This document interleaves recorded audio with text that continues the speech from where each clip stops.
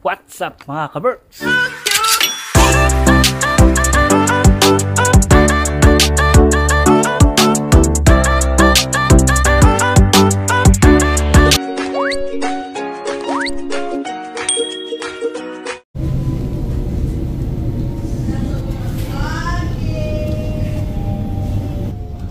Konto lang mga kaberks. Dadan muna ako sa grocery.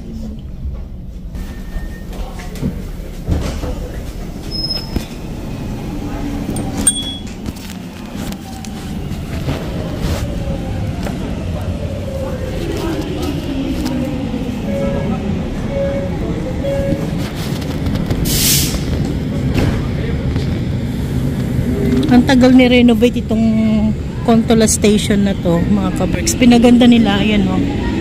Yung ceiling. Dati kasi ano lang to. Yung ceiling yan parang may screen lang.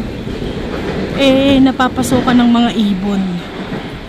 Yan, ganyan na siya, maganda na.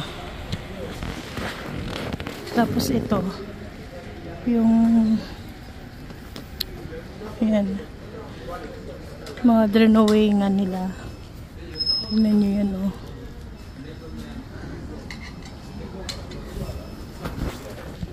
Graffiti.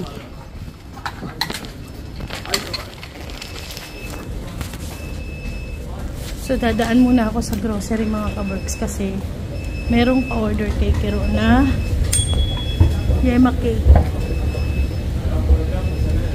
Alam nyo, hindi na lang Pilipino ngayon yung mga nag-order ng pagkain natin. May order kay Kiro ng yema cake is yung co-work nila na African yata. I think African. Kasi natikman daw niya yung dala ni Kiro nung nag-birthday siya last August. Napakalamig ngayon mga kaberks. So mag-drive muna ako papunta dun sa shop.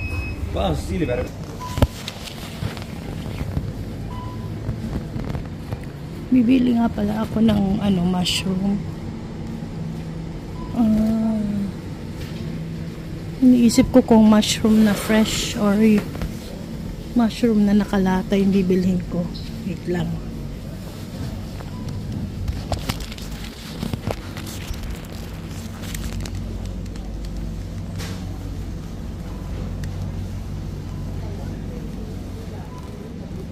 Saan kaya nakalagay yung mushroom?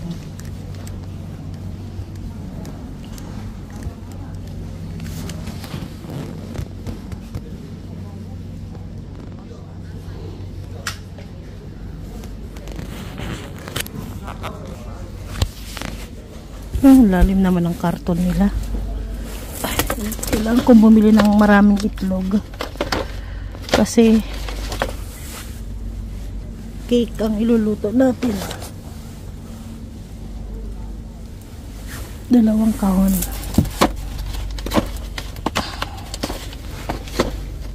Ang lalim.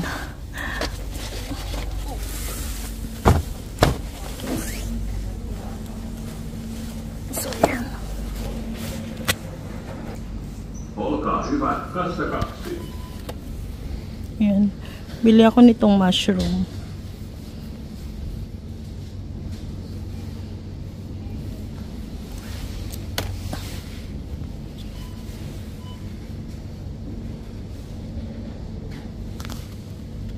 Wala yung naka-slice.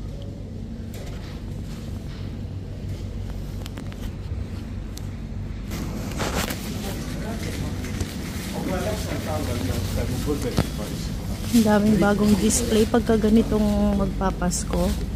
Marami silang mga bagong product.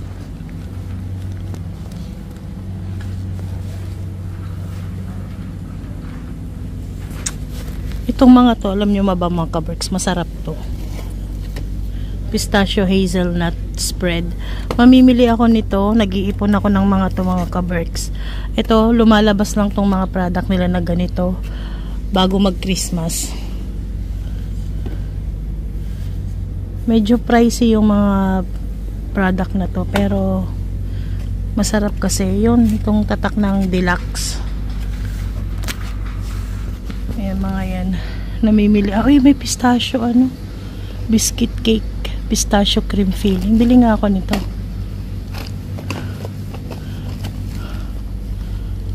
€3. Ay, nakabukas. Shucks. Yan. Bili ako nito. €3. Ititikman natin. Masarap tong mga product nila na to eh.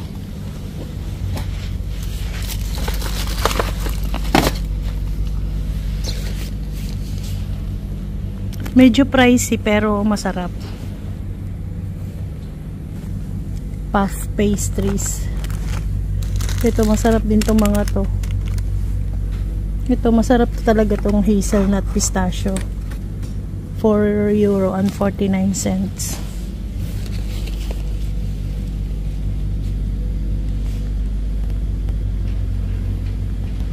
Yung mga yan, oh, sarap niyan mga kabarks. Ito, mga to. Chocolate cups with filling, yung mga yan.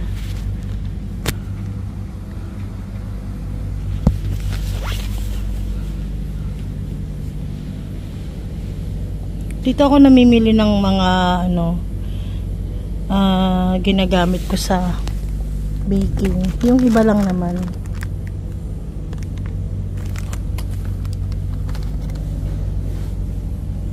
Pero yung iba sa S-Market ko binibili.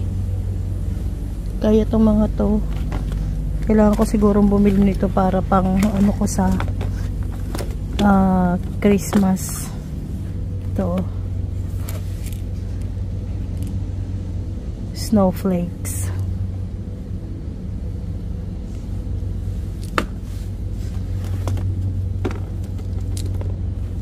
Ayan o. Pero titignan ko muna kung may stock ako. So, bibili lang ako ng iba nating sangkap para sa yema cake. Ito mga kaberks, alam nyo, napakasarap din nito. Tiramisu. Bili ako isa. Masarap nito mga kaberks. Promise, masarap to. Pati to. Namimili ako nito lagi eh. Yan. Lemon dessert. So, bibili ako nito kasi ito ay yum yum. Ito yung price niya.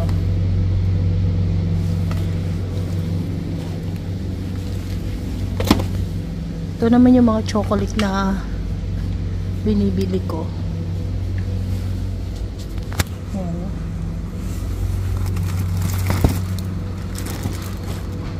Nag-iipon ako ng mga chocolate, mga kaberks, pampabox. Sarap din to. Ito din, bumili din ako nito dati. May cherry liquors. Uy, may pistachio din sila dito.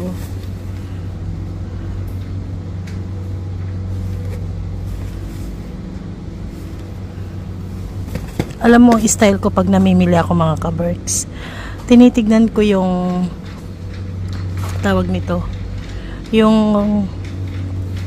ano ba yung tawag nito? Yung rack. Yung patungan.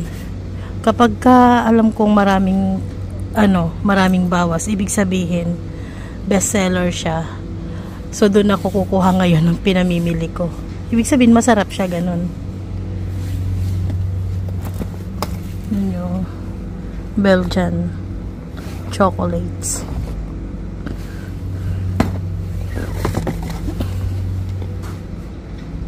Milk chocolate. Ito din JD Gross ng tatak. Yan. Masarap din yung mga products nito. Yan, oh. Ginaya nila yung packaging ng ng Lind. Pero ba't walang price? Hindi pa muna ako mamimili ngayon yan mga kaberks. Kasi masyado pang maaga. Ipapabox ko yan. Ang box 6 months bago makarating sa Pilipinas. I mean 3 to 6 months, ganun. So, bibili ako ng cheese.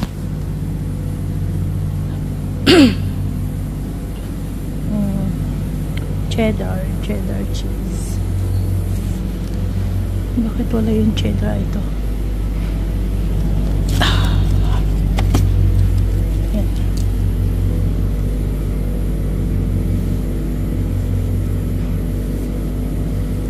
Merong isang klase ng cheese na to eh.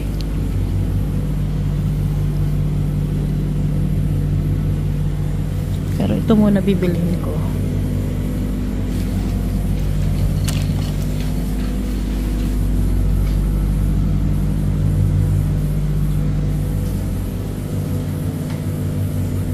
Ito din, masarap din to. Bili ako yung cheese na ano, melted cheese. Masarap to sa french fries at saka sa ano, sandwich. Sarap mamili o bagong display.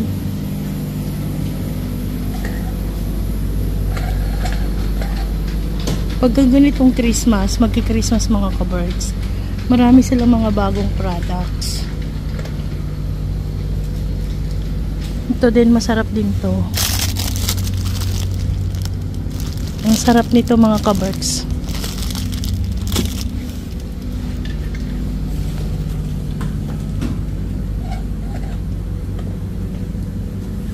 Bago din to. Hazelnut wafer. Bili kaya ako. Ang dami oh.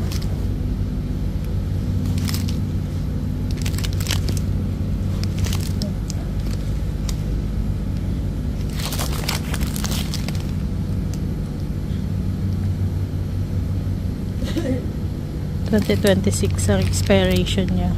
Ayan yung price niya.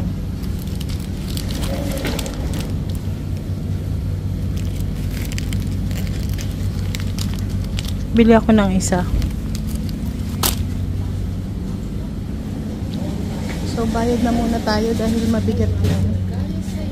Dito ko lang ito iaangkas.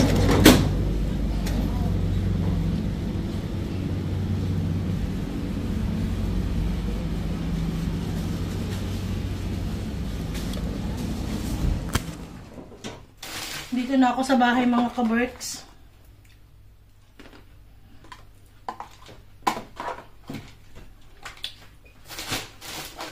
Nagugutom na ako.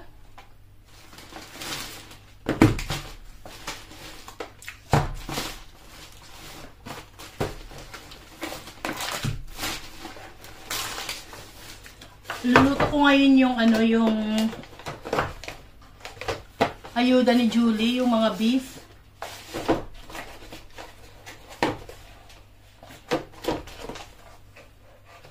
Naku, nabasag yung itlog. Merong isang basag sa itlog. Mamaya magbe-bake ako ng ano, ng custard cake, ng yema cake. Kasi merong order kay Kiro.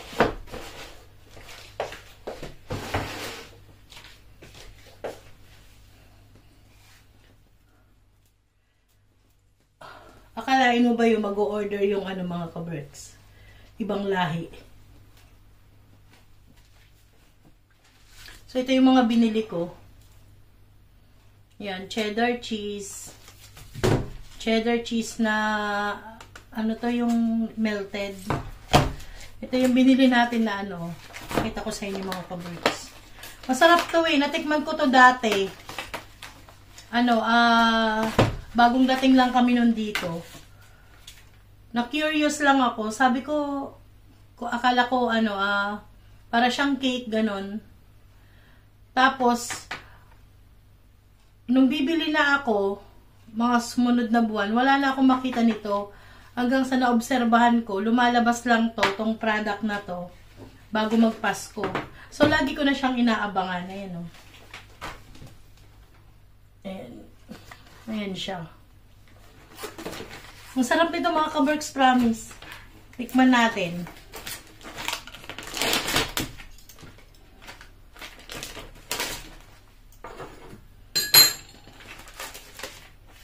Bango. Ayan siya, oh.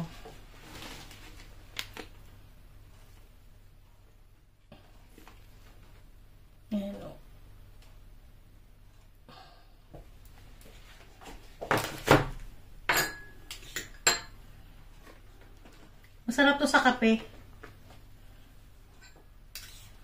Yung lemon, masarap din to, yung lemon flavor. Pero, hindi gusto ng mga bata yung lemon, pero ako gusto ko yun.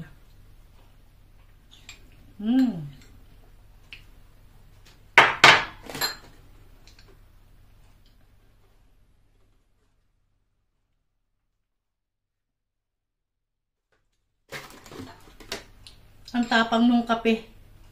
Ang tapang nung kapeng ginamit.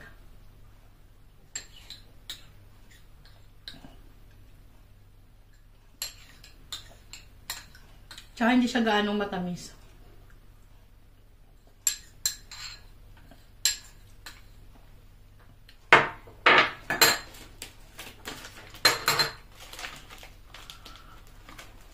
Yung alak niya parang ang lakas din yung rum na ginamit. Ito, first time kong bumili nito. Kasi nakabili ako nito dati, pero hindi pistachio. Hazelnut yung nabili ko dati. Ay, konti lang pala yung laman mga ka-Berks. Yan o. 2, 4, 8 piraso. 8 piraso lang yung laman. Tapos ang mahal niya. 3 euro and 99 cents. Parang 4 euro na. Magkano yun sa peso? 68 ang palitan niya yun. Times 3.99 mga ka-Berks.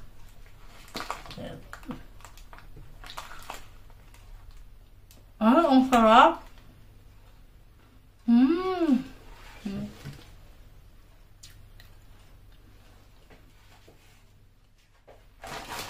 Kaya pala mahal, mas masarap.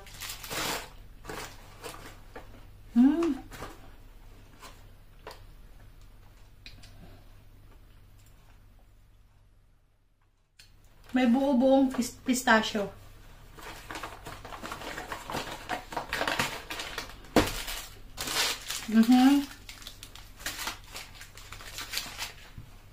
Ito naman, milk and hazelnut wafer sandwich. Titikman din natin. So, ano na tayo, no?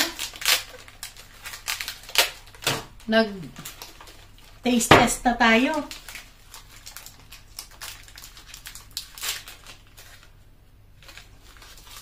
Ang kapal.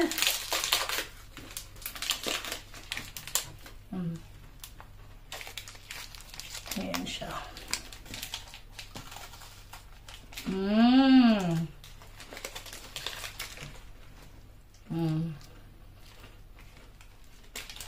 Masarap din. Bago lang to doon.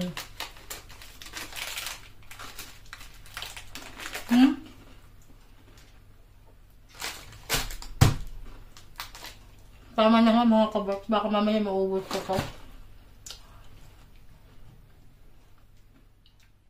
10:15 na. Pre-prepare ko na yung aking iluluto na beef. Beef mushroom iluluto ko. Nagayat ko na yung karne mga ka-Berks. Ayan na oh. Ang dami nito, siguro mga nasa 2 kilo. Ang dami kong natanggal. Ayan oh. So tinanggalan ko siya ng mga litid. Ayan. Ito yung nakakapagpabara sa mga ugat-ugat natin. Ayan. Ayaw ni Kiro nang may ganito. Ako din, ayaw ko nang may mga ganito. Yung sebo. So tinanggalan ko siya.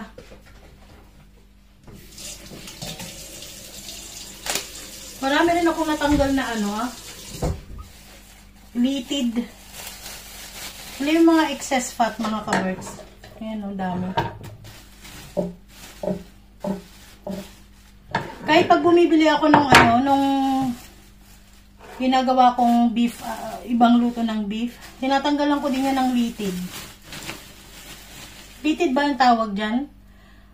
Basta yung mga taba-taba na Pero ito, kahit pa paano, may natira pa naman. Yung mga sobrang nakadikit na sa balat. Pero yung hanggat kayang tanggalin, tinatanggal ko yan. So ito ay iaano ko lang mga ka-Berks. Nahugasan ko na to eh. bago ko in-slice, nahugasan ko na siya. Pero huhugasan ko ulit.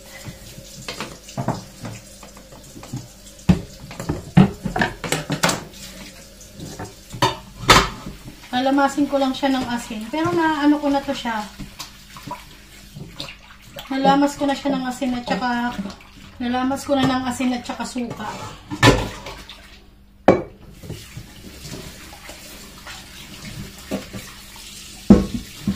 And then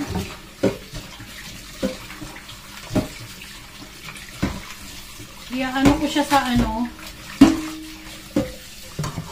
ito, pressure cooker.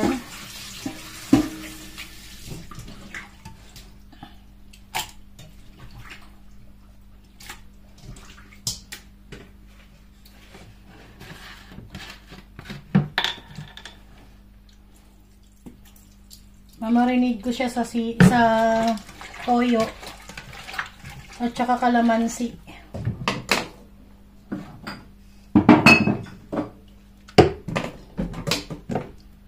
Kalamansi at saka paminta. Saka ko siya pakukuluan.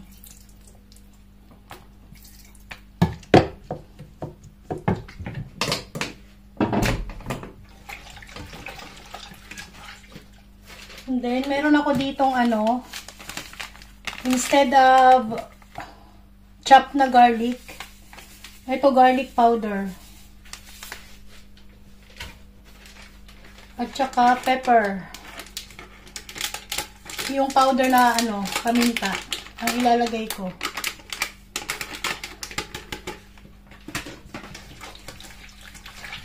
Ang bango na. Nagdagan ko ng toyo. Nakahatching ako sa paminta. Nagdagan ko ng kalamansi. Lemon pala. Hindi to kalamansi, lemon.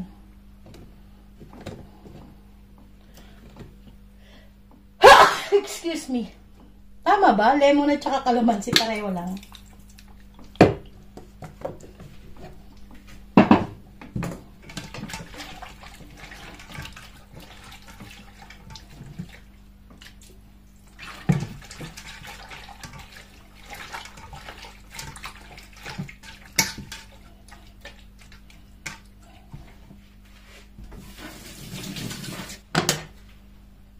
Then, ayan na siya.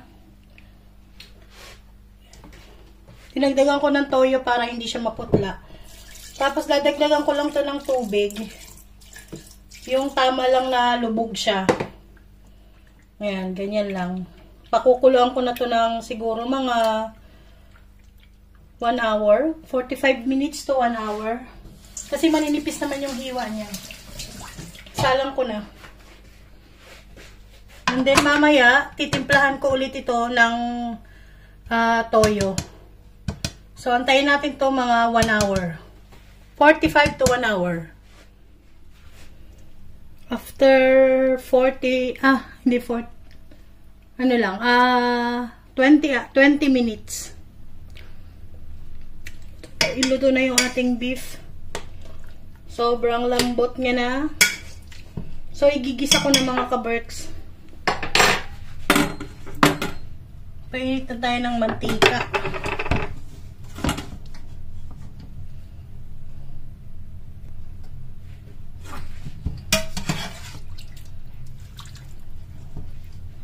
Gigisa muna ako ng konting sibuyas.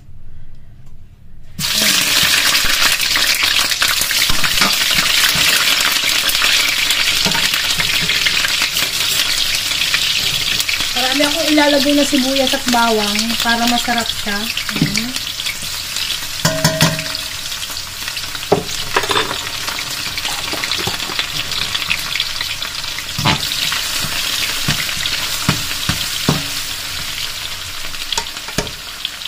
Tapos ilalagay ko to para parang medyo maprito siya.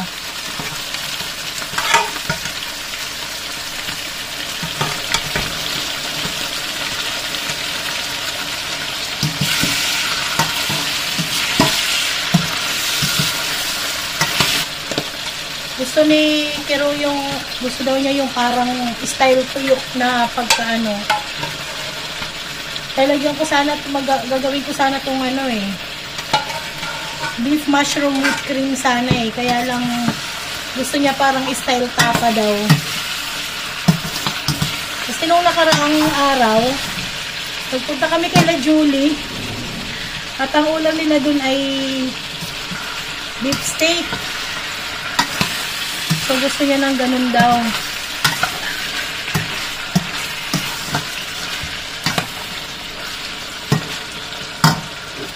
Meron akong mushroom dito, ayan. Ilalagay ko na to dyan para pag nilagyan ko ng toyo, masipsip niya na yung toyo.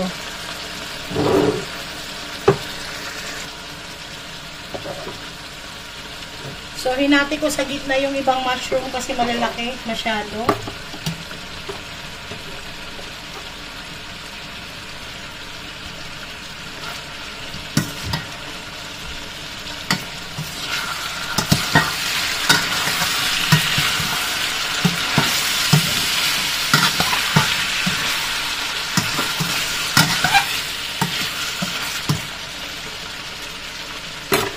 Then, ilalagay ko ulit itong pinagkuluan.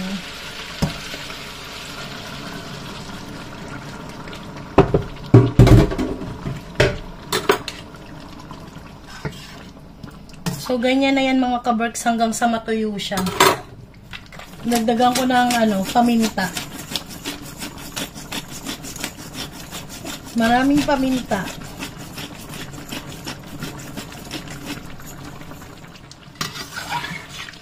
So, ayan na siya. Nagmantika na siya ng konti. Nadagdagan ko ng toyo.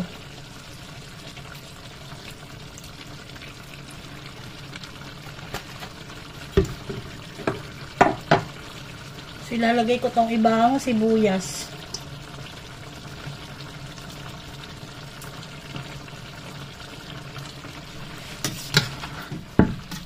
Hindi ko na siya lalagyan ng cream.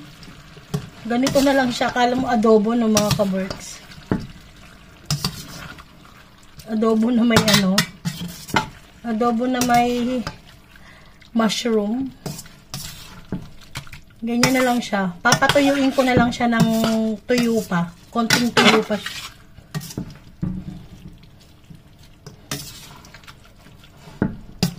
So, ni Kero ganyan tutuyuin ko lang siya.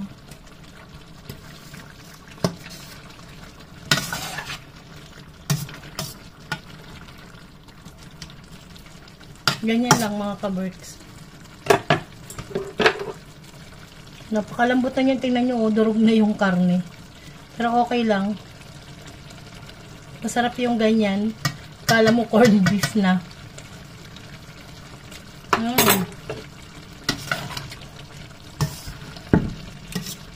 Salamat sa ayuda ni Kari, Meron pa ako dito yung ito, kebab. Mayroon pa ditong kebab. Sereng-reng ng bahala dito. Baka isasalang niya lang yun sa air fryer. Diba? Ganyan lang mga kaberk. Simple lang. Pakukuluan mo nga lang siya sa sa pressure cooker. May mga naiwan pa man na litid kahit papano. Ayan. Pero konti lang yan. Masarap to sa sinangag.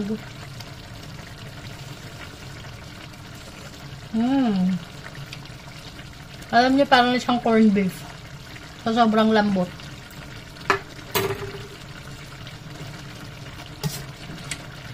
Pamantikain pa natin.